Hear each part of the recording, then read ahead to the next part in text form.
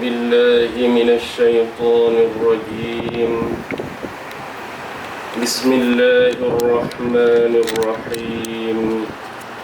السلام عليكم ورحمة الله وبركاته.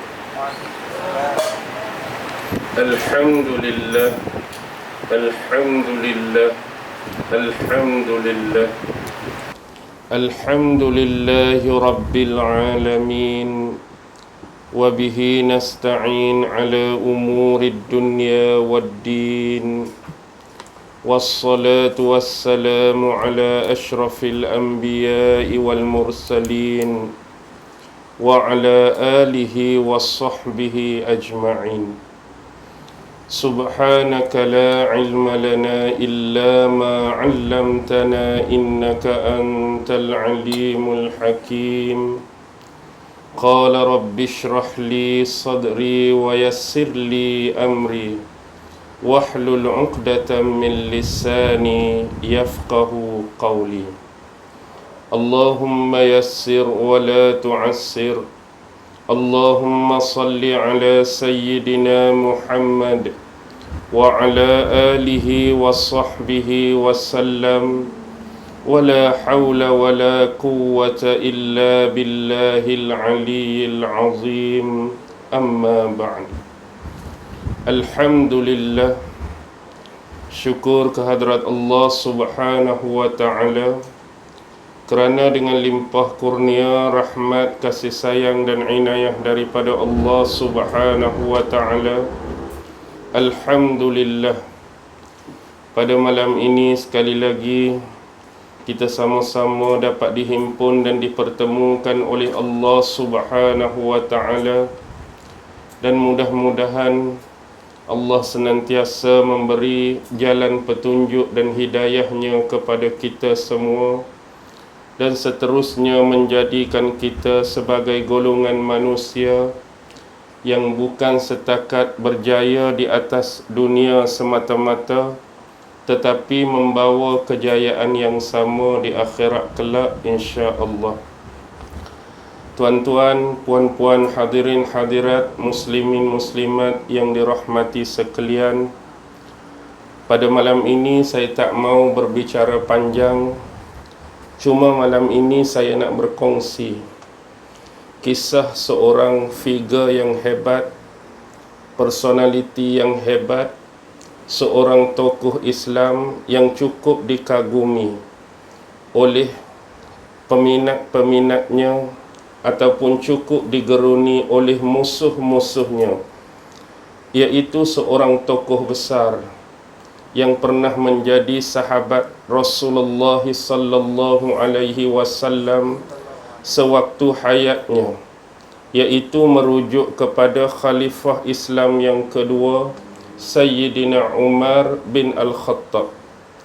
Bila kita menyebut nama Sayyidina Umar bin Al-Khattab, mungkin ada di antara jemaah yang pernah mendengar nama ini. Amat-amat tidak logik sama sekali.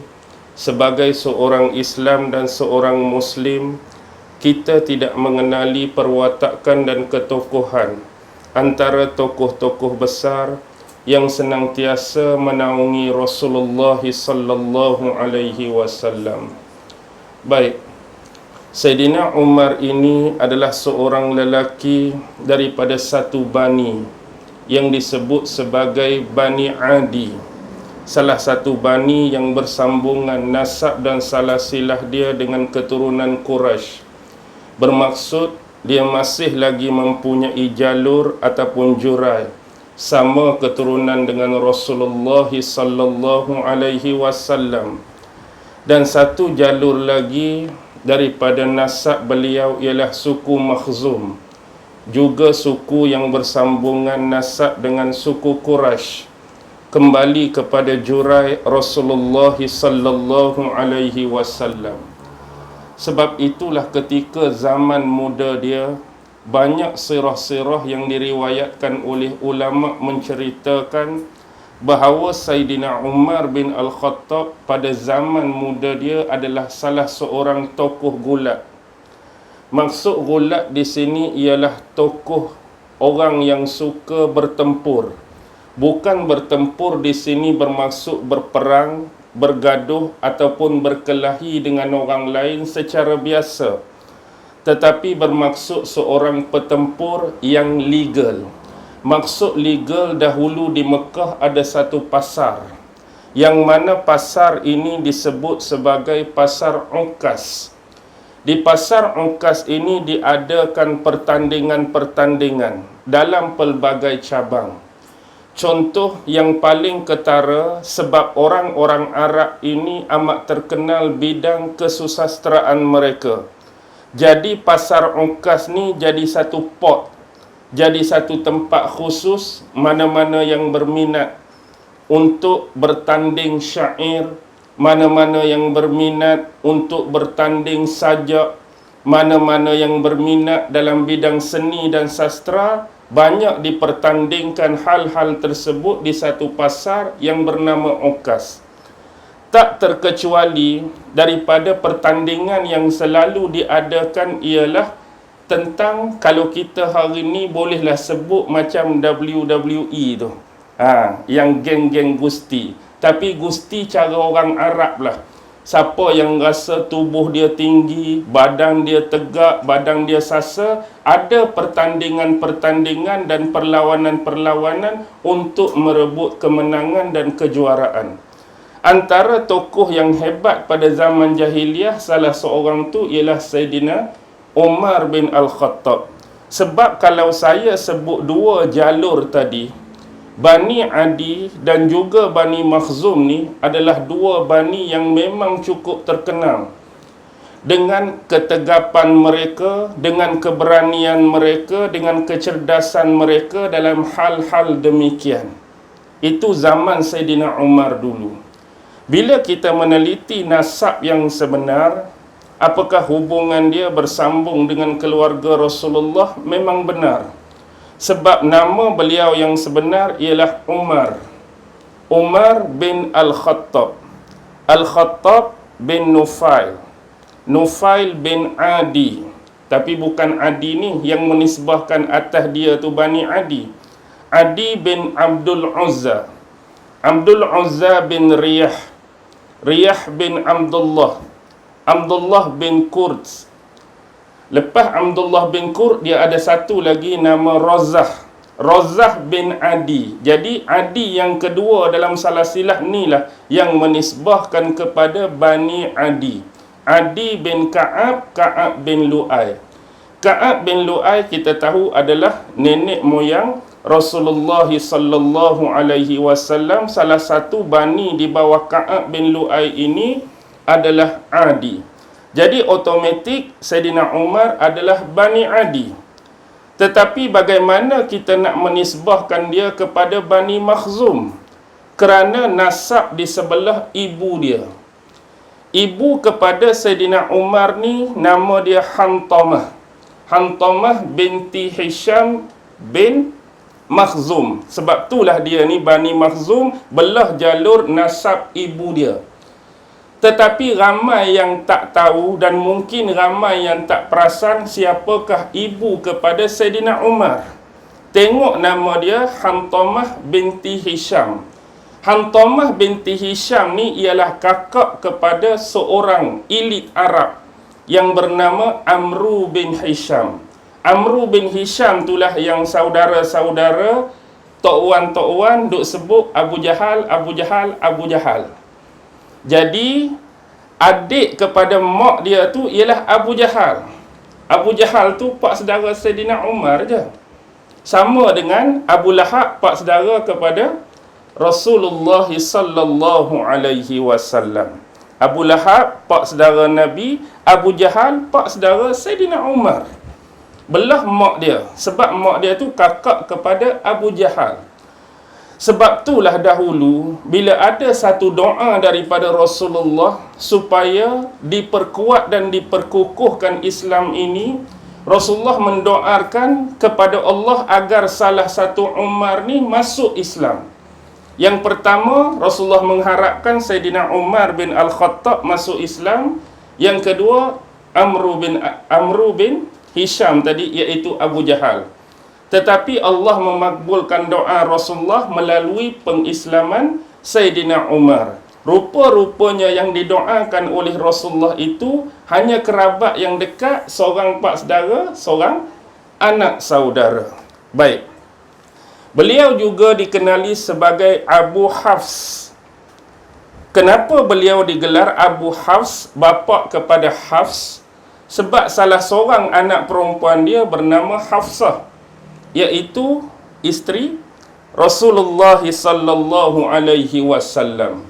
Salah seorang anak Sayyidina Umar tu, yang perempuan nama Hafsah tu, jadi isteri Rasulullah yang dikahwini oleh Rasulullah setelah Rasulullah berkahwin dengan Aisyah, anak Sayyidina Abu Bakar. Maksudnya dalam tertib dan jalur dia isteri yang keempat. Sebab isteri pertama Rasulullah ialah Khadijah. Yang kedua sebelum Aisyah ialah Sa'udah binti Abi Zam'ah, seorang janda. Yang ketiga tu baru Aisyah. Dan yang keempat barulah Hafsah, anak kepada Sayyidina Umar bin Al-Khattab. Jadi gelaran Umar dulu ialah Abu Hafs, merujuk kepada Hafsah Al-Adawi, merujuk kepada dia ni Bani Adi. Dan bagaimana pula khilaf ulama berkenaan dengan gelaran yang diberikan kepada Sayyidina Umar, iaitu Al-Faruq. Al-Faruq ialah gelaran Sayyidina Umar. Apa maksud Al-Faruq? Al-Faruq daripada kosakata ataupun kalimah farq. Farq ni orang yang boleh membezakan mana yang hak dan mana yang batil, mana yang betul, mana yang salah, mana yang sebenar, mana yang tidak sebenar. Baik. Khilaf yang terjadi, ada sesetengah riwayat yang mengatakan Al-Faruq ini adalah satu gelaran yang diberikan oleh Rasulullah sallallahu alaihi wasallam sendiri kepada Sayyidina Umar. Dan ada riwayat-riwayat terpencil yang menyebut gelaran-gelaran ini diberikan oleh Ahlul Kitab kepada Sayyidina Umar. Jadi saya prefer untuk pilih gelaran ini diberikan kepada Sayyidina Umar oleh Rasulullah sallallahu alaihi wasallam sendiri. Jadi itu adalah jalur, itu adalah salasilah, itu adalah nasab Sayyidina Umar. Mengapa kita mengatakan dia datang daripada dua bani yang hebat, iaitu Bani Adi sebelah jalur bapa dan Bani Makhzum sebelah jalur ibu. Baik, dalam kitab-kitab sirah juga menceritakan apakah ciri-ciri, apakah sifat-sifat yang dipunyai oleh Sayyidina Umar bin Al-Khattab. Beliau digambarkan oleh pakar-pakar sirah sebagai seorang lelaki yang mempunyai ketinggian yang tinggi daripada orang lain. Maksudnya dia ni seorang lelaki yang amat tinggi. Badan dia tegap, badan dia sasa, badan dia kekar. Sesuai dengan profession dia ketika di pasar ongkah tu, jadi seorang ahli gulat ataupun ahli gusti pada masa tu. Dan dia digambarkan botak di bahagian depan kepala dia. Kalau kita hari ni nak kata apa? Kalau Kelantan dia panggil kepala bubuh. Jenis rambut tak ada kat depan ni. Kalau orang sini dia panggil apa? Orang panggil apa ya jenis jenis rambut tak berapa nak ada bahagian depan ni? Dia panggil apa tak Wan? Tak kisahlah panggil apa, mana jenis boleh faham lah. Maksudnya bahagian depan ni agak botak. Kemudian kulit dia digambarkan dalam kitab ada percanggahan dari sudut warna ataupun color. Ada riwayat yang menyebut dia ni putih ke kuning-kuningan, dan ada riwayat lain menyebut dia ni putih ke merah-merahan. Jadi gambaran daripada dua yang diberikan kepada Sayyidina Umar ni, kita boleh tangkaplah bagaimana rupa orang yang jenis putih ke arah kuning dan bagaimana rupa seorang yang berkulit putih ke arah kemerah-merahan. Dia mempunyai gigi yang rapi dan tersusun yang sentiasa nampak putih berkilat. Nampak putih berkilat. Janggut dia ni dia selalu mencelupkan dengan warna. Maksudnya dia mewarnakan dengan warna tertentu untuk janggut dia, dan rambut dia selalu dia cumuk, lumuk ataupun urap dengan inai. Itu kebiasaan bagi Saidina Umar. Dan ada yang menceritakan fizikal dia lain, contoh dari sudut kesederhanaan. Memang Saidina Umar ni corak kehidupan dia amat sederhana. Amat sederhana. Dari sudut makan pun sederhana, dari sudut minum pun sederhana. Bahkan kalau kita melihat pakaian dia, kita melihat pakaian dia ni banyak bercompang-camping yang dia sendiri jahit, disulami dengan kulit-kulit tertentu. Jadi gambaran kepada tawaduk dan kerendahan hati dia serta kefakiran dia di sini. Maksud fakir pada Saidina Umar boleh pi pada dua bentuk. Satu, fakir yang benar-benar fakir pada fizikal dia. Satu lagi, kefakiran yang sebenar diri dia, rohani dia terhadap Allah Subhanahu wa ta'ala. Bahkan pernah satu ketika bila beliau wafat, siapa yang naik jadi khalifah? Selepas Umar wafat, siapa yang naik jadi khalifah? Saidina Uthman bin Affan. Abu Bakar memerintah cuma 2 tahun. Khalifah Umar memerintah 10 tahun. Saidina Uthman 12 tahun. Saidina Ali 6 tahun. Jadi itulah zaman Khalifah Ar-Rashidah. 2 campur 10 campur 12 campur 6, semua berapa? 30 tahun. Itu zaman pemerintahan Khalifah Ar-Rashidin. Jadi bila Saidina Uthman ni naik jadi pemerintah, kita tahu Uthman amat berbeza dengan Saidina Umar. Uthman ni seorang lelaki yang lembut, seorang lelaki yang lurus, seorang yang kaya, punyai banyak harta, punyai banyak pengaruh. Tapi walaupun Uthman memiliki sifat itu, pernah digambarkan oleh seorang sahabat yang bernama Anas bin Malik. Satu ketika aku melihat Saidina Uthman bin Affan ni naik ke atas mimbar Rasulullah dan beliau berkhutbah. Dan aku melihat pada jubahnya, pada jubah Saidina Uthman tu tak kurang ada 30 lebih tampalan-tampalan pada jubah dia. Maksudnya jubah dia terkoyak, ditampal, dijahit. Sedangkan dia orang kaya. Dia mampu beli jubah yang baru, dia mampu beli jubah yang nilai dan kualiti yang lagi tinggi untuk dia pakai. Bukan kata atas nama seorang Uthman sebelum jadi khalifah pun kemampuan dia ada, lebih-lebih lagi dia sebagai khalifah, lagi kemampuan dia ada. Tetapi apa yang dia habaq? Sebenarnya aku ingin meniru gaya kehidupan khalifah sebelum ini, iaitu merujuk kepada Saidina Umar bin Al-Khattab. Jadi walaupun dia mampu, tapi dia nak tiru gaya kehidupan dan gaya berpakaian khalifah sebelum ini. Dan kita tahu juga dalam sejarah, antara khalifah yang dalam seminggu tu, satu hari dia tak jumpa langsung dengan rakyat dia, iaitu Khalifah Saidina Umar. Sebab apa satu hari ini dia langsung tak jumpa dengan rakyat dia? 6 hari dia jumpa, 1 hari tak jumpa. Sebab pakaian dia itulah satu-satunya. Dan dia ambil masa seminggu bekerja dengan pakaian yang sama, sehari tu dia basuh. Jadi bila basuh, dia tak ada pakaian lain. Jadi dia kena tak boleh nak jumpa orang lah. Lepas kering hak tu, baru dia jumpa orang pula. Bayangkan seorang khalifah, seorang pemerintah Islam. Itulah kehidupan dia. Kalau kita nak banding dengan pemerintah-pemerintah hari ni, tak payah cakap bab pemerintah tu besar sangat. Ambil hak kecil-kecil pun, lagi banding tu besar juga. Ni kita ambil hak langsung tak ada pangkat, langsung tak ada title. Siapa? Kita lah. Cuba tengok dalam rumah kita. Almari kita sekurang-kurang hak bahagian pakaian ada berapa almari? Tu tak payah cerita pemimpin, tak payah cerita wakil rakyat, tak payah cerita menteri lagi. Hak kita saja ni. Sekurang-kurang hak mewah sikit ada 3 almari. Hak kurang sikit 2 almari. Hak lagi 1 almari. Dalam 1 almari tu banyak ke sikit? Banyak. Sebab kita ada uniform hak nak bahagian kerja.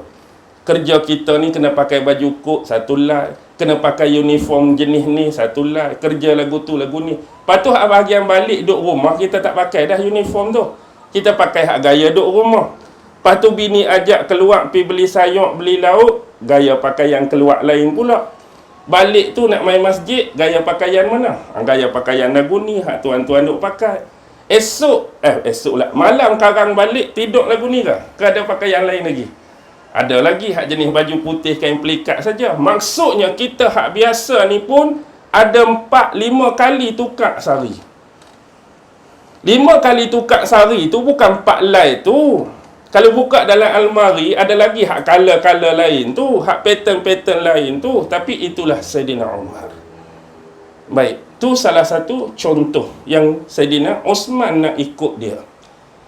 Baik, dia ni dikatakan oleh sahabat-sahabat sebagai seorang yang kalau dia berjalan ni, dia naik keldai, dia tak suka pasang pelana. Kan biasa kita naik kuda, kita pasang pelana. Ataupun ada orang naik keldai, dia pasang pelana lagi, takut sakit dia punya punggung tu.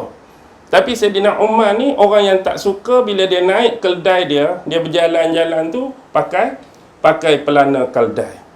Dia juga disifatkan oleh sahabat sebagai seorang yang suka mendiamkan diri. Bila orang tanya, dia jawab. Bila orang ajak bercakap, dia bercakap. Tapi waktu biasa ni, dia suka berdiamkan diri dan dia jarang ketawa. Dia jarang berjenaka ataupun bergurau dengan sahabat-sahabat yang lain. Bahkan dalam sejarah, kalau cincin Rasulullah selalu pakai cincin, apa dia? Muhammadun Rasulullah. Tapi Saidina Umar dia ada satu cincin khusus, dia ada tulisan ayat pada cincin dia. Apa ayat yang ada pada cincin Saidina Umar? Cukuplah kematian sebagai peringatan bagimu wahai Umar. Tu kalimah yang ada pada cincin dia. Cukuplah kematian sebagai peringatan pada dirimu wahai Umar. Menunjukkan bahawa bila cincin tu ada pada tangan dia, keberadaan dia sentiasa mengingati kematian. Orang yang sentiasa ingat mati ni, automatiklah secara biasa selalu akan rapat, akan qarib ataupun dekat dengan Allah. Sebab dia selalu memikirkan penghujung ataupun pengakhiran kehidupan dia atas nama kematian. Baik. Bila kita tengok sejarah hidup dia, biasanya sahabat-sahabat Nabi ni kahwin ramai. Bukan masuk kahwin ramai serentak macam Rasulullah, tak. Maksudnya kahwin cerai. Saidina Abu Bakar kahwin ramai, Saidina Osman kahwin ramai, Saidina Ali kahwin ramai. Termasuklah Saidina Umar bin Al-Khattab dalam keadaan kesederhanaan dan kefakiran dia pun, sekurang-kurangnya dalam sejarah dia pernah ada 6 orang isteri. 6 orang isteri. Baik. Dalam kitab-kitab sirah disebutkan isteri pertama dia, hak dia pernah kahwin pada zaman jahiliah, nama Zainab binti Maz'un. Zainab binti Maz'un. Zainab binti Maz'un ni ialah saudara perempuan sahabat besar Nabi. Sahabat besar Nabi nama dia Osman bin Maz'un. Osman bin Maz'un tu sahabat besar Nabi. Adik-beradik Osman ni, Zainab binti Maz'un, pernah jadi isteri yang pertama kepada Saidina Umar. Bagi orang-orang Syiah sebagai contoh, Osman ni satu nama yang besar. Walaupun ada menyebut perkataan-perkataan semua sahabat dah jadi munafik, kecuali 3 orang kan, selalu orang Syiah sebut. Pertama siapa? Salman Al-Farisi, hak tak terlibat. Yang kedua, Abu Zar Al-Ghifari. Yang ketiga, Miqdad bin Al-Aswad, anak angkat Rasulullah sallallahu alaihi wasallam. Tetapi konteks Osman bin Maz'un ni sampai tahap Syiah Batiniyah, hak mengarut, hak melalut ni, dia menganggap Saidina Ali radhiyallahu ta'ala anhu tu dia tak meninggal, tapi roh dia hari ni ada duduk di atas matahari. Maksudnya Saidina Ali ni duduk atas matahari sedang mengawasi semua penduduk bumi. Sampai tahap tu. Dan Ali ni memberikan kuasa ketuhanan dia kepada Osman bin Maz'un untuk kawal bahagian planet-planet ni. takut duk belaga, planet Marikh takut belaga planet tu, tu sampai tahap tu dia punya pemikiran. Dan ada sahabat-sahabat lain yang terlibat. Tu adalah tariqah ataupun Syiah Batiniah. Sebut awal-awal takut jadi orang silap faham pula. Syiah-Syiah yang gulu, Syiah-Syiah yang melampau. Bila benda ni berlaku, maka kita kena sebut. Baik, kembali kepada kes tadi. Hasil daripada perkahwinan pertama Saidina Umar ni lah, Allah bagi kepada dia 3 orang anak. Pertama, anak dia hak sulung nama Abdul Rahman. Ni anak dia yang sulung. Yang kedua, Abdullah. Inilah antara anak dia yang terkenal dalam sejarah, iaitu Abdullah bin Umar itulah. Yang disebut sahabat Nabi Ibnu Umar itulah dia, Abdullah bin Umar radhiyallahu taala anhuma. Dan yang ketiga, hak jadi bini Nabi tadi, hak kata Hafsah tu. Jadi hak sulung Abdul Rahman, Abdullah dan Hafsah. Isteri pertama, ingat 3 orang. Lepas pada hak tu meninggal, yang kedua, dia berkahwin dengan seorang wanita nama Mulaikah binti Jarwal. Mulaikah binti Jarwal ni seorang ulama berpandangan nama dia Mulaikah. Ada seorang lagi ulama nama dia Ummu Kalsum. Bukan ulama tu nama Ummu Kalsum, ulama lain kata nama dia Ummu Kalsum binti Jarwal. Dua-dua tu anak Jarwal, tapi nama depan tu. Ada ulama kata bini nombor 2 dia Mulaikah binti Jarwal. Ada seorang lagi bukan Mulaikah tapi Ummu Kalsum binti Jarwal. Jadi daripada ni dia dapat 2 orang anak. Seorang nama Ubaidillah, seorang lagi nama Zaid. Seorang nama Ubaidillah, seorang lagi nama Zaid. Jadi Ubaidillah bin Umar, Zaid bin Umar. Kita jangan keliru dan tertukar. Sebab Saidina Umar juga ada seorang adik yang nama Zaid.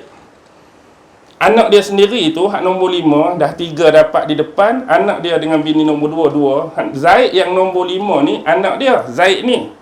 Tapi dia sendiri tu, hak di luar tu, ada adik yang nama Zaid. Zaid bin Khattab.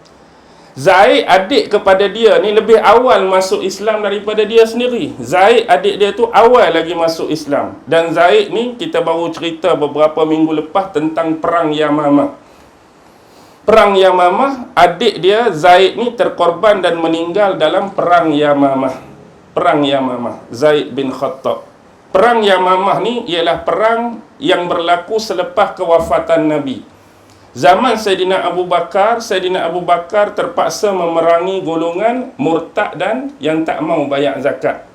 Jadi pertempuran Yamamah ni lawan siapa? Nabi palsu Musailamah Al-Kazzab, ataupun nama betul dia Musailamah bin Habib Al-Kazzab. Itu Zaid tu meninggal perang Yamamah. Adik dia awal masuk Islam, adik dia lewat meninggal. Saidina Umar lewat masuk Islam, tapi dia meninggal masa pemerintahan dia kan.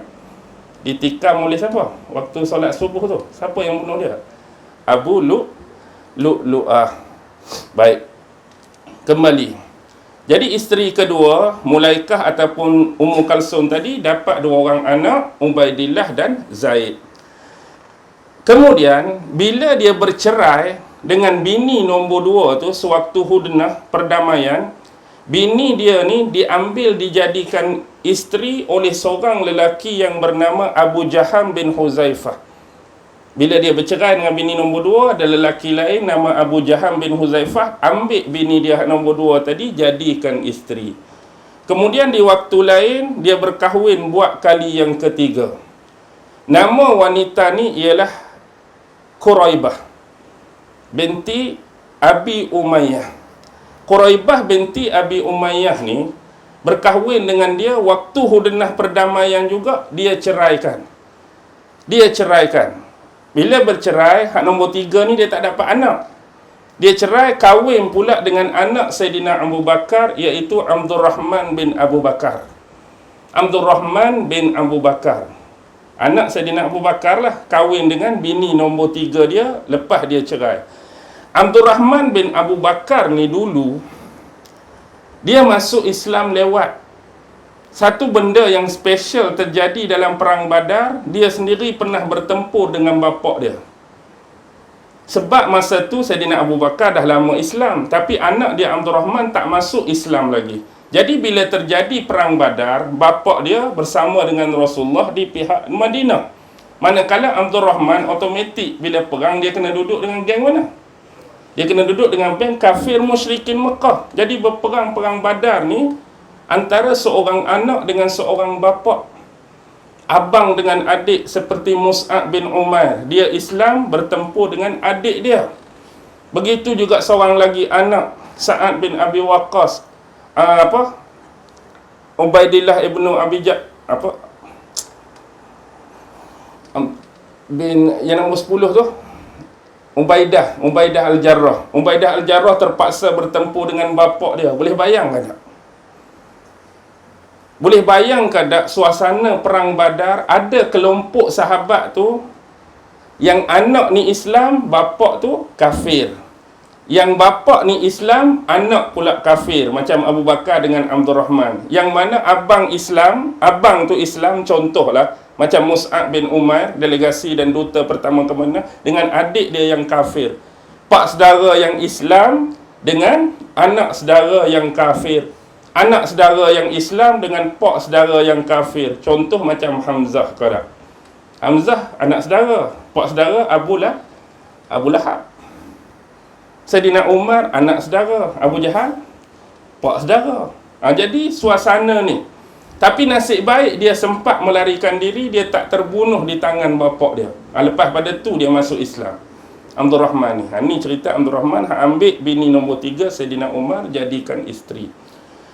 Isteri yang keempat dia, ni ada seorang sahabat ni anak Abu Jahal lah. Sahabat ni anak Abu Jahal. Automatik bila sahabat ni anak Abu Jahal, sepupu dia lah kan. Sebab Abu Jahal pak saudara dia. Dan boleh bayang tak? Abu Jahal tu pak saudara dia. Jadi Ikrimah bin Abu Jahal tu anak Abu Jahal. Dia tu dengan Abu Jahal pak saudara. Jadi Ikrimah dengan dia apa dia? Sepupu dia lah. Jadi salah seorang isteri Ikrimah tu nama dia Ummu Hakim binti Hisham binti Haris. Bukan, tertukar. Ummu Hakim binti Haris bin Hisham. Jadi semasa dia jadi bini Ikrimah ni berperang di perbatasan Syam. Lalu dia wafat syahid di sana. Jadi Ummu Hakim bini Ikrimah ni jadi janda. Kemudian dikahwini oleh Saidina Umar jadi isteri yang nombor 4. Bukan masa tu 4 tu serentak dah. Isteri yang keempat lah maksud saya. Baik. Dengan Ummu Hakim ni dia dapat seorang anak nama Fatimah. Dia letak anak perempuan dia Fatimah.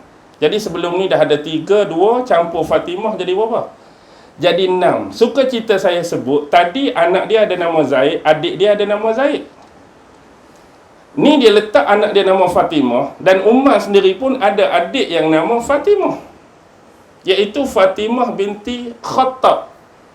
Fatimah binti Khattab ni dalam sejarah berkahwin dengan salah seorang lelaki yang 10 sahabat Nabi dijamin masuk syurga. 10 sahabat Nabi yang dijamin masuk syurga, salah seorang ialah Sa'id bin Zaid. Sa'id bin Zaid itulah suami kepada adik perempuan Saidina Umar, Fatimah binti Khattab. Mereka ni awal lagi masuk Islam. Saidina Umar amat-amat mengenali Sa'id bin Zaid, sebab Sa'id bin Zaid ni keturunan dia Bani Adi. Keturunan Bani Adi Sa'id bin Zaid. Cuma Sa'id bin Zaid ni, kalau salah silah panjang dia, Sa'id bin Zaid, Zaid bin Amru, Amru bin Naufal. Bapa dia Zaid bin Amru bin Naufal ni adalah seorang yang berpegang dengan agama Ibrahim betul-betul. Agama Ibrahim betul-betul. Bapa kepada adik ipar dia ni. Pernah dia menyebutkan bahawa sebenarnya keadaan diri dia di Mekah tu duk menunggu-nunggu kedatangan Nabi akhir zaman. Kedatangan Nabi akhir zaman yang dia tu tak sedar bahawa dia tu hidup sekali dengan Nabi dah. Nabi tu ada dah pada masa tu ketika dia tu hidup. Tapi sebab dia tak kenal Nabi, kenabian dan kerasulan tak berlaku lagi, jadi dia duk tunggu bilalah Nabi keturunan Bani Ismail ni nak datang. Harap-harap dia sebut, walaupun aku mati Jadi ketika aku hidup ni, kalau dia tak mai lagi pun, aku yakin dan aku beriman dengan Nabi akhir zaman ni. Bahkan dia sekali membangunkan Kaabah yang rosak kan. Sewaktu banjir berlaku di Mekah dulu, Kaabah yang rosak tu, bina balik Kaabah tu, dia bina sekali dengan Nabi. Nabi duk angkat batu, dia duk angkat batu, tapi dia masih tak sedar bahawa Nabi akhir zaman tu sudah hidup di kalangan dia. Baik dia punya perangai, dia amat tidak menyukai kebanyakan orang Arab yang pada masa tu bunuh anak perempuan hidup-hidup. Hak kata bapa kepada Sa'id bin Zaid ni, mana-mana orang yang nak bunuh anak perempuan dengan cara ditanam, dia akan pergi jumpa orang tu. Dia kata, kalau kamu tak sanggup dan tak mau jaga anak kamu, bagi dekat aku, biar aku jaga, biar aku pera. Kalau hang tak mau. Tu sifat mulia dia. Bahkan kalau orang bagi dia makanan, terutama daging sembelihan, dia akan tanya, daging ni disembelih atas nama Allah atau tidak? Kalau daging ni disembelih atas nama berhala, memang dia tolak, dia tak makan. Kecuali daging yang disembelih atas nama Allah semata-mata, baru dia terima. Itu sifat ketegasan bapa dia, seorang yang mulia. Dan kemuliaan dia ni turun pada anak dia, Sa'id bin Zaid tadi. Sebab itulah kita boleh tengok peribadi Sa'id bin Zaid ni, tak suka minum arak, tak suka berzina, tak suka bergaduh. Pendek kata, sosial yang berlaku pada masyarakat jahiliah tu tak kena pada Sa'id bin Zaid. Sesuailah dia kahwin dengan Fatimah. Bila dia masuk Islam, umat tak masuk Islam. Dan percubaan nak bunuh Rasulullah tu banyak kali dah. Percubaan nak bunuh Rasulullah, sama ada Abu Jahal sendiri nak bunuh, Uqbah bin Nafi' nak bunuh, pembesalai nak bunuh, tak berjaya. Jadi satu hari tu Saidina Umar ni nak marah. Memang dia ada potensi dan ada niat, dia keluar tu bawa pedang yang terhunuh di tangan, dia nak pergi cari Nabi, dia nak bantai Nabi, nak bunuh Nabi. Tiba-tiba di pertengahan jalan dengan niat dan tujuan tu, dia bertemu dengan sahabat baik dia. Tengah jalan, Nu'aim bin Abdullah. Jumpa dengan Nu'aim bin Abdullah ni, Nu'aim bin Abdullah tanya, hang ni muka merah, padam nak marah, bawa pedang di tangan, nak pergi mana? Dia kata, aku nak marah dekat Muhammad, aku nak pergi bunuh Muhammad. Jadi kawan dia tadi pesan, sebelum kamu ni nak meluruskan orang lain, jaga tepi kain orang, baik hang jaga tepi kain keluarga hang dulu. Hang kena luruskan keluarga hang dulu sebelum hang meluruskan keluarga Bani Abdul Manaf, merujuk kepada keturunan Rasulullah. Pasal apa hang cakap lagu tu? Jadi niat dia yang tadi bersungguh nak pergi bunuh Nabi, bila kawan dia cakap lagu ni, dia jadi break sekejap. Pasal apa hang cakap lagu tu? Hang nak pergi bunuh Muhammad, dalam masa yang sama hang sedar kada adik hang Fatimah binti Khattab tu dah mula memeluk agama yang didakwahkan oleh Muhammad. Begitu juga dengan suami dia Sa'id bin Zaid juga memeluk agama Islam yang dibawa oleh Nabi. Bila asalnya niat nak pergi bunuh Nabi, kawan ni cerita adik hang sendiri pun dah ikut, dia jadi corner. Bukan pergi rumah Nabi, bukan pergi tempat Al-Arqam bin Abi Al-Qarn, tempat Rasulullah mengajak sahabat, tapi corner pergi rumah adik, cari adik nak marah ni. Kebetulan sebelum Saidina Umar ni sampai rumah adik dia dalam rumah tu ada 3 orang. Adik dia Fatimah, suami dia Sa'id bin Zaid, dan seorang sahabat nama Khabbab bin Aris.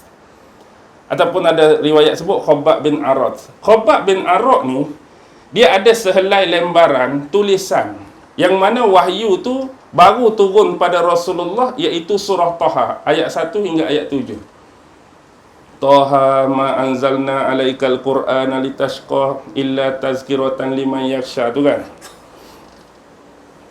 Jadi sahabat Khabbab bin Arif ni duk bacakan ayat-ayat ni pada sepasang suami isteri ni. Tiba-tiba dengar pintu diketuk dengan keras. Siapa? Abang dia lah tu. Lalu Khabbab bin Arif ni cepat-cepat menyembunyikan diri. Bila Sa'id buka pintu, terus dia terkam, belasah habis-habisan, sampai bagai nak mati adik ipar dia ni. Jadi waktu tengah tertekan itulah Fatimah pergi cover suami dia. Dah suami dia kan, abang dia buat macam-macam, akhirnya dia pun kena tampak dekat abang dia, kena bagi penumbuk satu dah. Sampai adik dia kata, kalau hari ni kamu benar-benar nak bunuh kami pun kami rela, tapi kami tak akan pernah tinggalkan agama Islam yang kami pegang.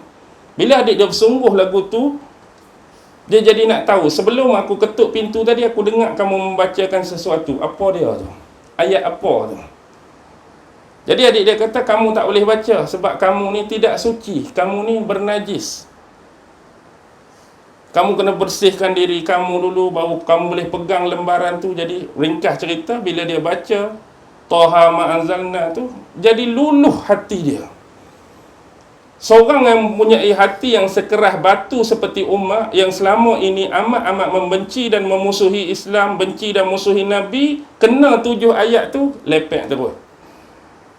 Maksudnya mereka boleh faham bahasa Arab dengan cukup saliqah dan apa yang diperkatakan oleh Allah berkenaan ayat-ayat tersebut. Lalu dia kata, aku nak jumpa Muhammad, aku nak masuk Islam. Jadi perantaraan seorang sahabat, lalu ada seorang sahabat bawa dia pergi jumpa Rasulullah di rumah Al-Arqam bin Abi Al-Arqam. Waktu tu bila tengok Saidina Umar tu, semua dah ready dah, takut dia buat macam-macam. Antara yang jadi pengawal utama di pintu rumah Darul Arqam masa tu ialah pak saudara Nabi, Hamzah. Sesuai lah tu, Hamzah dengan Umar. Kalau orang lain tak apa nak gagah lah. Jadi dia datang dengan niat yang baik, akhirnya dia memeluk Islam. Dia memeluk Islam tu secara ringkas lah, sebab kita berbicara tentang anak dia yang nama Fatimah. Baik, tu isteri keempat. Isteri kelima dia nama dia Jamilah. Dulu di kampung-kampung masih ada lagi tak anak-anak dara nama Jamilah. Tapi lah ni, payah dah nak jumpa. Kalau kita tengok anak murid kita nama Jamilah.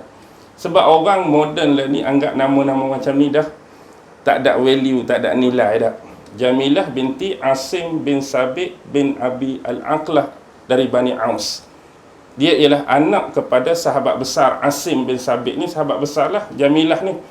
Salah seorang perempuan dari Bani Aus. Bani Aus ni Madinah lah, Aus dengan Khazraj tu. Yang ni pun tak dapat anak.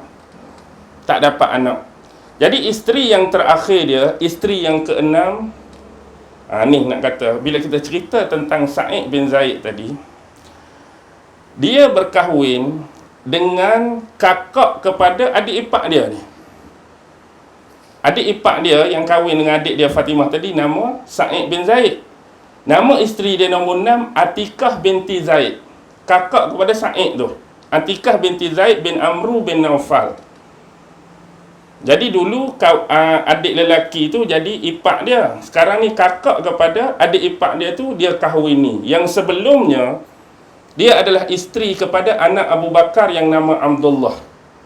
Hak bini dia nombor 3 tadi, Abdul Rahman bin Abu Bakar ambil, tu juga anak Abu Bakar. Tapi hak ni dia ambil bini anak Abu Bakar yang meninggal. Ni nama Abdullah bin Abu Bakar. Bila Abdullah bin Abu Bakar meninggal, maka Atikah binti Zaid tadi jadi balu. Lalu diambil jadi isteri yang keenam oleh Saidina Umar bin Al-Khattab. Dan dia dapat seorang anak lelaki, dia bagi nama Iyad.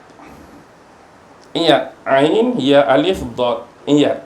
Kalau ulama terkenal Qadhi Iyad kan, yang karang kita Asy-Syifa tu, tentang sifat-sifat Nabi, Qadhi Iyad. Baik. Sebelum ni dah ada 3, 2, tadi Fatimah 1, ni 7 dah. 7 betul. Ubaidillah 2, 3, 4, 7. Dah 7 orang dah anak dia. Baik. Yang ni dapat anaknya. Lepas Saidina Umar mati kena bunuh dengan Abu Lu'lu'ah, seorang sahabat besar dan juga salah seorang yang dijamin masuk syurga, kahwin pula dengan bini dia tadi, iaitu Zubair bin Al-Awwam. Zubair bin Al-Awwam pula kahwin dengan isteri yang nombor 6. Dalam sejarah, dia pernah cuba nak meminang anak Saidina Abu Bakar. Selain daripada 6 orang isteri ni, dia pernah cuba nak meminang anak Saidina Abu Bakar. Dalam sejarah, anak Saidina Abu Bakar yang besar-besar ni contoh macam Asma. Yang kedua, Aisyah. Baik. Asma dengan Aisyah memang anak Abu Bakar, tapi lain-lain mak. Dia satu bapa, mak lain-lain. Asma tu anak Abu Bakar, mak lain. Aisyah anak Abu Bakar, mak lain. Dia jadi macam Saidina Umar tadilah, dia bini banyak tu, jadi ni ada anak-anak sikit. Asma ni kahwin dengan Zubair. Zubair tadilah, Zubair yang ambil bini Saidina Umar, Atikah tadi. Zubair bin Al-Awwam kahwin dengan Asma. Kemudian Rasulullah kahwin dengan Aisyah. Ada adik kecil pada Aisyah anak Saidina Abu Bakar, nama dia Ummu Kalsum. Jadi Ummu Kalsum masa tu masih kecil, seolah-olah dia adalah bayangan kembali bila Rasulullah kahwini Aisyah yang masih kecil. Pada masa tu Saidina Umar pun nak meminang Ummu Kalsum yang masih kecil. Jadi persoalan ni Saidina Umar ajukan pada kakak dia. Peminangan ni seolah-olah dia nak try minta ni melalui kakak dia Aisyah, Ummul Mukminin. Jadi Aisyah pun pilah cakap dekat adik dia, wahai Ummu Kalsum, Saidina Umar bin Al-Khattab nak meminang kamu, apa pandangan kamu? Adik ni menolak, saya tak mau kahwin dengan Saidina Umar. Lalu Aisyah tanya, pasal apa kamu tak mau kahwin dengan Saidina Umar sedangkan dia adalah seorang khalifah Amirul Mukminin? Aku tak suka dengan dia sebab dia miskin. Budak-budak kan? Budak-budak. Sebab dia miskin. Jadi Aisyah ni nak pelepas lagu mana? Tak mau bagi terasa hati Saidina Umar. Lebih-lebih lagi jawapan adik dia tu, takkan dia nak cakap dekat Umar kan sebab kamu miskin. Benda tu nak buat macam mana? Lalu dia ada bukan kata trik, cara dia tulis satu surat, dan surat ni dia bagi dekat sahabat Amru bin Al-As. Dia bukan bagi dekat Umar. Surat ni dia tulis, dia bagi dekat Amru bin Al-As. Dalam isi surat tu, bila Amru buka, Aisyah minta Amru ni supaya memalingkan keinginan ataupun niat Umar nak kahwin dengan adik dia tu, supaya pergi cari seorang lagi wanita nama Ummu Kalsum, iaitu anak kepada Saidina Ali. Abu Bakar pun anak Ummu Kalsum, Saidina Ali pun ada anak Ummu Kalsum, perkahwinan dengan anak Nabi Fatimah tu. Jadi kawan tu pun faham, dia pun berjumpa Saidina Umar. Dia kata lebih baiklah bagi kamu untuk pi try minta Ummu Kalsum, tapi bukan Ummu Kalsum adik kepada Aisyah anak Abu Bakar, tapi pi minta Ummu Kalsum anak kepada Ali dan Fatimah. Kerana kedudukan kamu, lebih baik bagi kamu untuk menyambung kekerabatan dan kekeluargaan dengan Ahlul Bait Rasulullah, iaitu merujuk pada Fatimah dan Saidina Ali.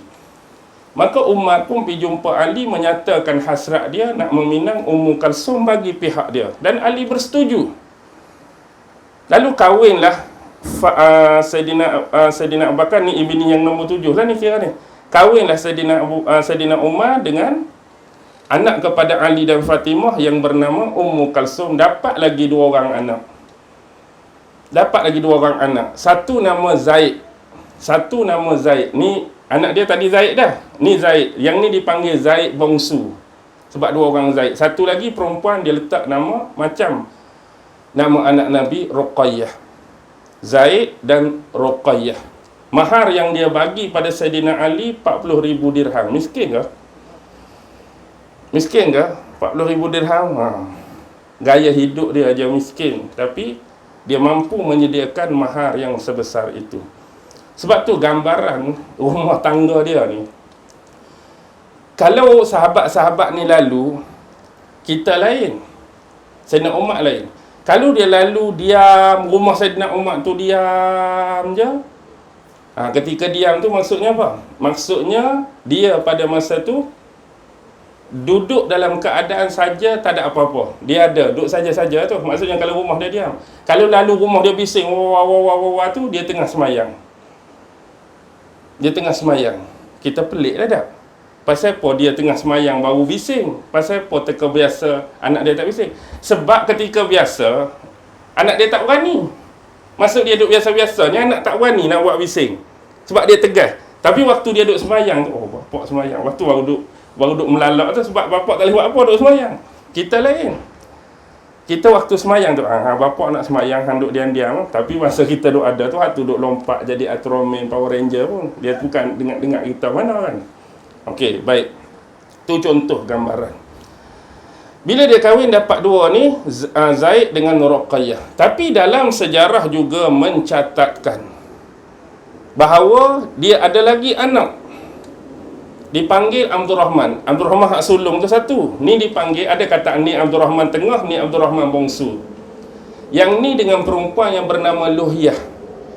Yang ni kenapa saya sebut dalam keadaan berkecuali? Sebab Luhyah ni dikenali sebagai Ummu Walad, bukan isteri. Ummu Walad ni mana-mana tawanan wanita yang didapati oleh tentera Islam kemudian digauli oleh tuan dia, Jadi dapat anak, ibu tu dipanggil ummu walad. Ni bukan kahwin, wanita tawanan yang digauli. Jadi seorang wanita tawanan yang pernah digauli oleh Saidina Umar ialah Luhiyah. Daripada tu dapat anak Abdul Rahman. Baik, Abdul Rahman Tengah ataupun Abdul Rahman Bongsu. Seorang lagi nama Fuqaihah, juga jadi ummu walad. Yang ni anak dia letak nama Zainab. Sama macam anak Nabi. Kalau sebelum tu dengan anak Saidina Ali tu dia letak nama Ruqayyah. Jadi di sini kita jadi pelik lah kalau bagi mana-mana aliran yang mengagungkan Saidina Ali tapi dalam masa yang sama mencela Saidina Umar. Sedangkan Ali dengan Umar tu seolah-olah Ali dah jadi mertua kepada Saidina Umar dengan perkahwinan anak perempuan dia. Ni kita pelik bila orang tu tak belajar tentang salasilah sasul galur nasab yang sebenar. Yang mana antara mereka ini masih lagi punya kekerabatan yang dekat, berkahwin pimai-pimai lagu tu. Okey, tu contoh kehidupan dia bersama dengan isteri-isteri dia. Tetapi bila kita melihat keutamaan sebagai contoh, banyak yang disebutkan keutamaan-keutamaan Saidina Umar, kita ambil beberapa perkara. Contoh pertama ialah riwayat daripada Sa'id bin Musayyab, yang mana beliau mendengar daripada Abu Hurairah. Abu Hurairah pernah mendengar Rasulullah sallallahu alaihi wasallam bersabda. Rasulullah cerita dekat Abu Hurairah bahawa pada suatu malam Rasulullah ni bermimpi. Dalam mimpi itu Rasulullah seolah-olah berada di syurga. Mimpi ni bukan real. Dalam mimpi itu Nabi seolah-olah berasa Rasulullah ni berada di syurga.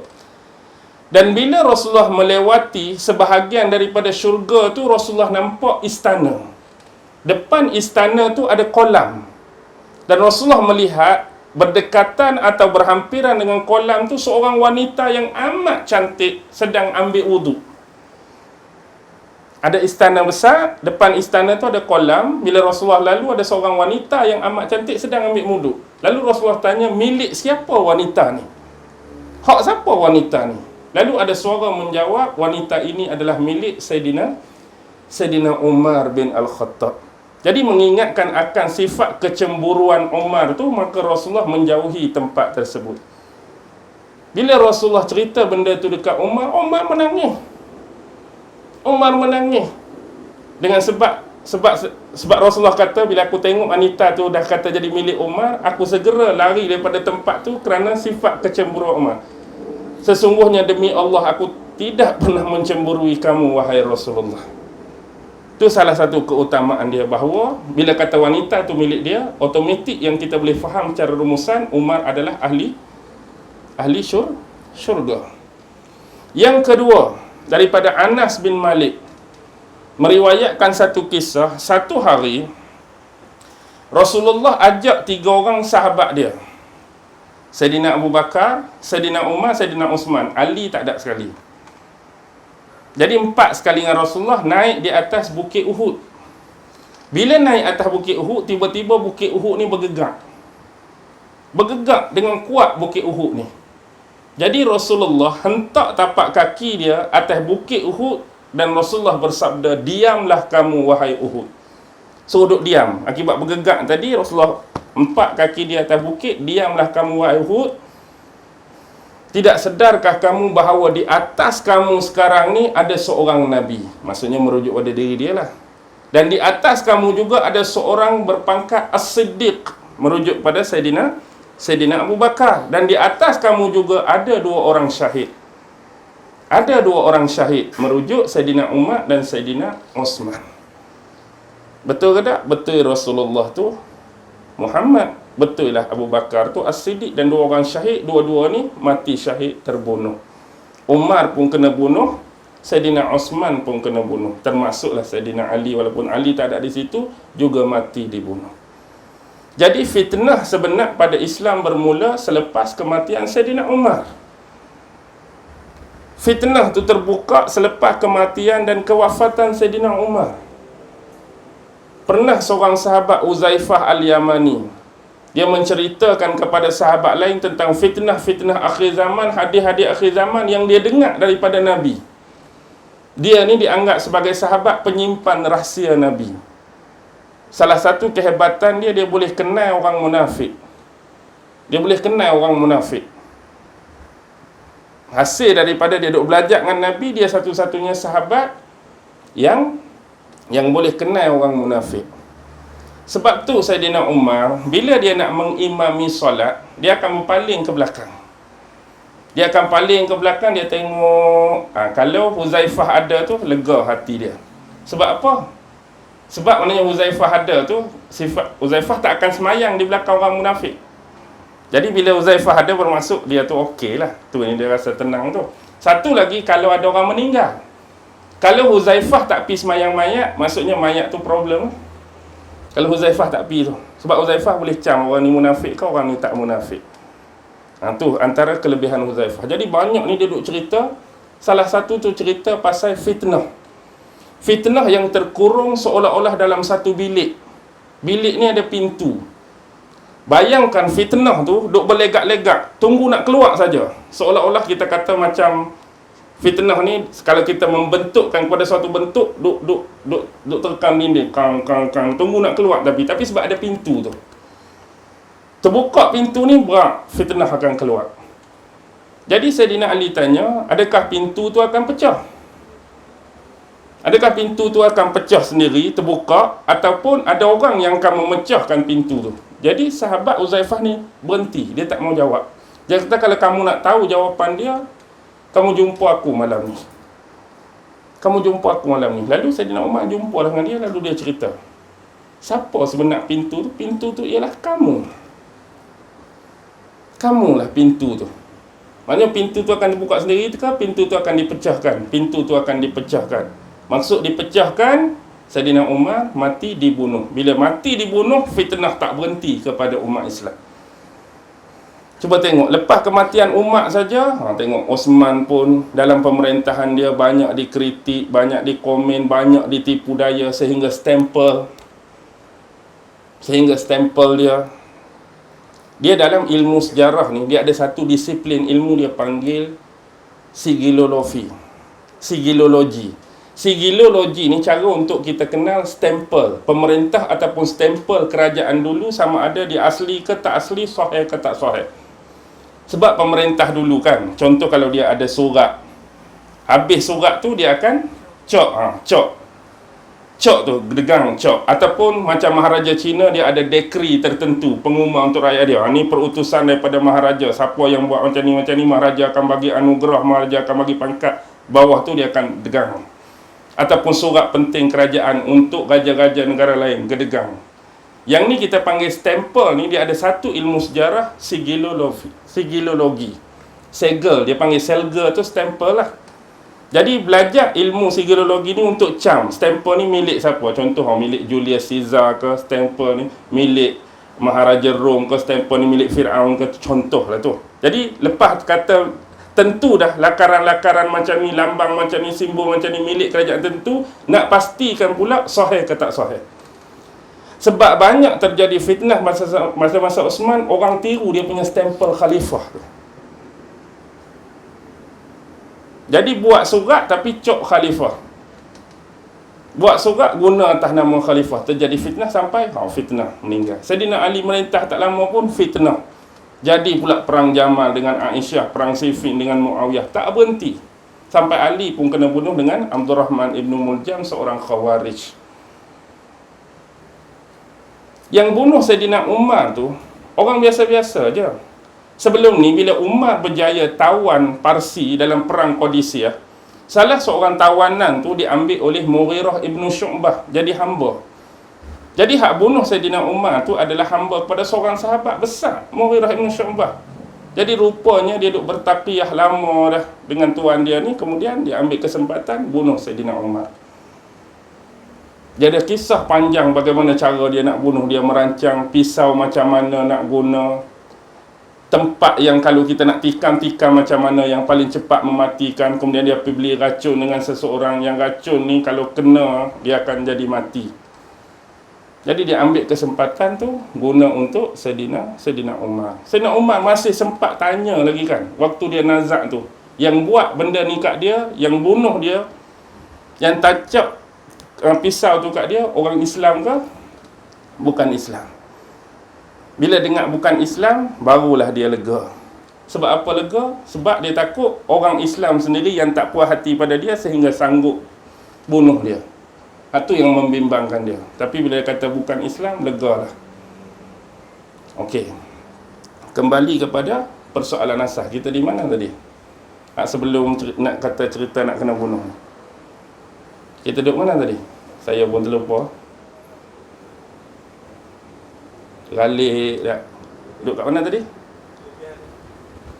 Kelebihan dia tu. Baik, tu antara yang disebutkan sebagai banyak lagi kelebihan dia. Kalau nak cari cerita-cerita hak hebat ni macam ni lah. Kehebatan dia banyak yang jadi nombor satu. Dalam diri dia tu, nombor satu bermaksud pemula. Contoh, khalifah sebenar yang mula-mula memakai gelaran Amirul Mukminin dia. Yang mula-mula memakai gelaran khalifah Amirul Mukminin ialah Saidina Umar. Dia yang mula-mula. Yang mula-mula membuat kalender penanggalan hijrah, menentukan tarikh hijrah tu, juga adalah Saidina Umar. Sebab sebelum tu, bila dia jadi khalifah, dia terima banyak surat. Dan setiap kepala surat tu tak ada tarikh. Jadi dia tak tahu nak bezakan hak mana surat yang baru, surat yang lewat, surat yang pertengahan. Jadi hak ni surat macam pernah baca tapi tarikh tak tahu bila. Jadi sebab tu dah dia kumpul sahabat-sahabat yang besar. Antara surat terakhir yang dia terima tu daripada Abu Musa Asy'ari. Jadi bila dia tengok tu, pening nak tengok surat tu, dia panggil sahabat, bagaimana kalau kita buat penetapan kalender hijri. Jadi permulaan dia mengikut hijrah Nabi itulah. Jadi buat hak tu jadi boleh ada tarikh lah. Contoh 3 Muharram ke, 14 Safar ke, 13 Zulhijjah ke. Jadi bila surat tu sampai, surat tu boleh diasingkan. Ni bulan Muharram, tak kotak ni contoh. Ni bulan Safar, tak kotak ni tahun sekian-sekian, berapa hijrah, 2 hijrah ke, 3 hijrah ke, 4 hijrah ke. Jadi orang pertama buat kalender penanggalan hijrah dia jugalah sahabat pertama yang mengumpulkan sahabat-sahabat solat berjemaah di belakang satu imam waktu solat tarawih. Dia kan, dulu kan semayang ada berapa kelompok, seorang imam. Pergi tengok kok ni ada kelompok, seorang imam. Jadi dia merasakan satu kebaikan, kita kumpulkan sahabat ni bersemayang di belakang seorang imam. Dan dia lantik pada masa tu sahabat besar Ubay bin Ka'ab jadi imam. Ubay bin Ka'ab, salah seorang yang dipercayai oleh Rasulullah menerusi hadis dia.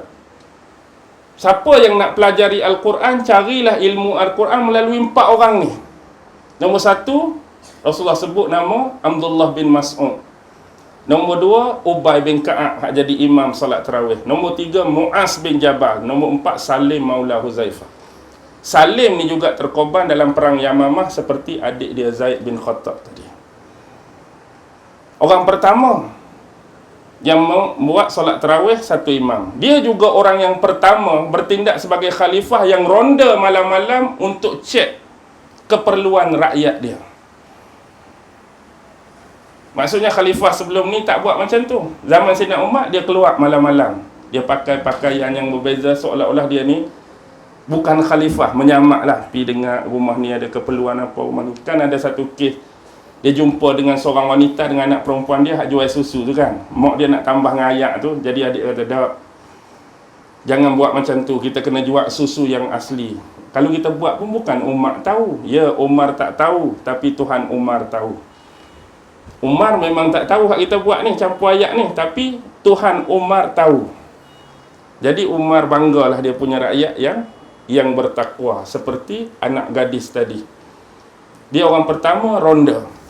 Dia adalah khalifah pertama yang melakukan banyak penaklukan. Zaman dia, kalau tuan-tuan tengok, dari timur hingga barat, utara, selatan, lebih daripada 30 kawasan. Zaman Sayyidina Umar lah berjaya ambil balik Al-Quds. Berjaya tawan Jordan, berjaya tawan Syria, tawan Dimash, sampai kepada Tripoli barat. Burqah ni dulu nama dia Kerajaan Caesarea. Duduk di Libya. Alexander, dia hantar Amr bin Al-As sampai boleh tawan Alexander. Sa'ad bin Abi Waqqas sampai boleh takluk China. Azerbaijan, banyak tempat, luas sungguh. Dialah orang pertama yang menggajikan tentera. Sebelum ni bila ada perang, pergi perang je, tak ada gaji, tak ada apa. Okey, Rasulullah kata perang, peranglah. Abu Bakar kata perang, peranglah. Tapi dia mewujudkan pos tentera dah. Maksudnya ada kerja khusus hak jadi tentera. Kalau dulu keperluan perang baru kita pergi berperang. Ni dia buat tentera khusus dengan gaji-gaji tertentu. Sebulan berapa dirham, hak pangkat ni sebulan berapa dirham, ada gaji. Dia orang pertama yang buat sistem pos.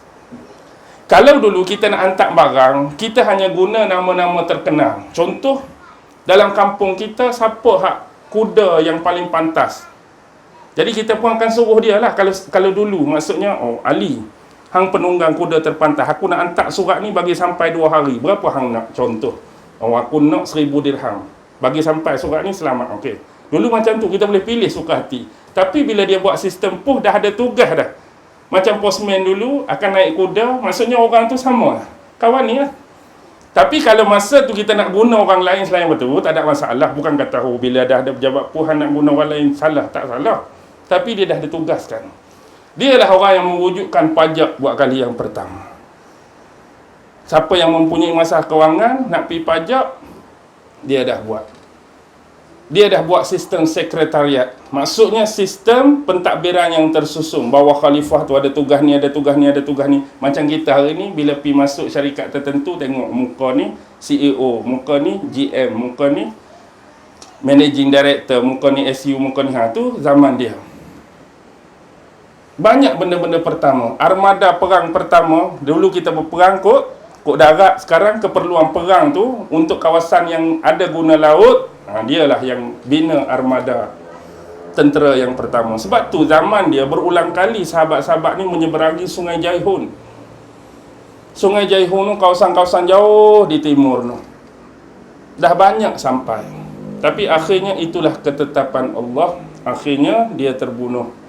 Dia masuk Islam umur apa? 27 tahun.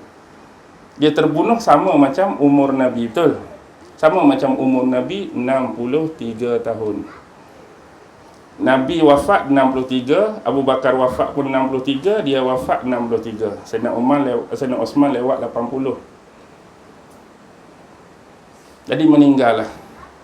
Jadi dia minta kan, dia hantar anak dia suruh pergi minta satu lagi tapak kosong di Masjid Nabawi tu kan. Rasulullah meninggal, Abu Bakar ada lubang kosong satu lagi. Sebenarnya lubang tu Aisyah nak untuk diri dia.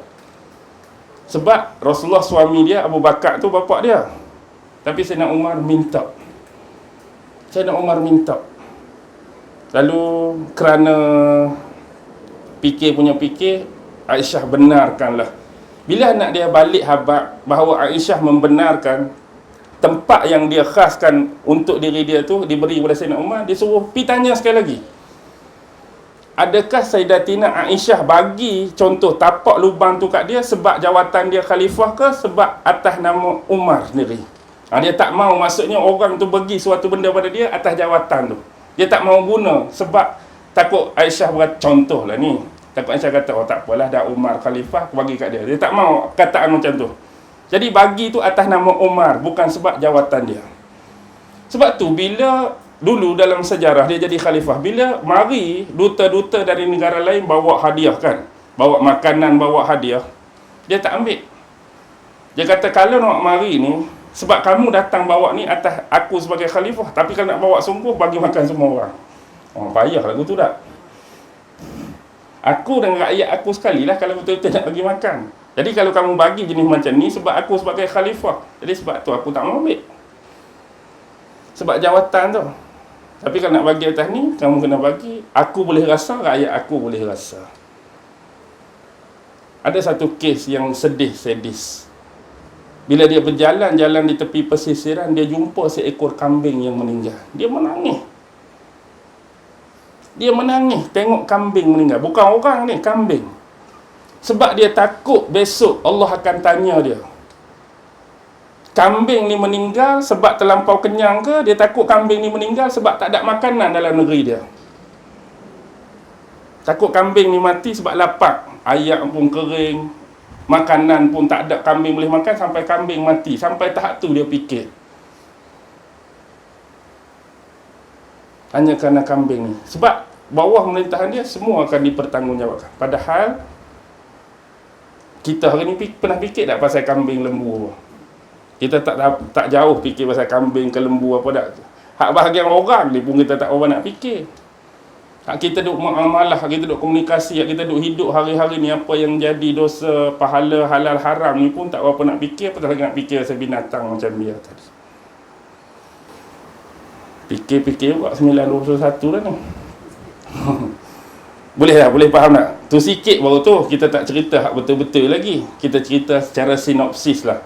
Apa pun insya-Allah bila kita ni nak kira hak ni saja ke nak buat bulanan ni? Bulanan tak apa.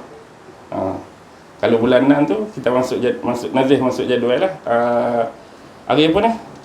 Selasa minggu kedua. Selasa minggu kedua Sungai Nibong besar ke kecil ni? Sungai Nibong besar masuk jadual. Okey, insya-Allah. Jadi kita berhenti dulu setakat ni. Apa yang baik tetap datang dari Allah. Yang lemah dan kurang datang daripada diri saya sendiri. Wabillahi taufiq wal hidayah. Wassalamualaikum warahmatullahi ta'ala wabarakatuh. A'udzu billahi minasyaitonir rajim. Bismillahirrahmanirrahim. Allahumma innaka ta'lam anna hadhihi al-qulub qad ijtama'at ala mahabbatik waltaqat ala ta'atik wa tawahhadat ala da'watik wa ta'ahadat ala nusrati syari'atik fawasqiqillahumma rabitataha wa adim waddaha wahdiha subulaha wamla'ha binurika allazi la yakhbu washrah suduraha bifaidil imani bik وجميل التوكل عليك وأحيها بمعرفتك وأمتها على الشهادة في سبيلك إنك نعم المولى ونعم النصير وصلى الله على سيدنا محمد وعلى آله وصحبه وسلم سبحان ربك رب العزة عما يصفون وسلام على المرسلين والحمد لله رب العالمين. الله أكبر.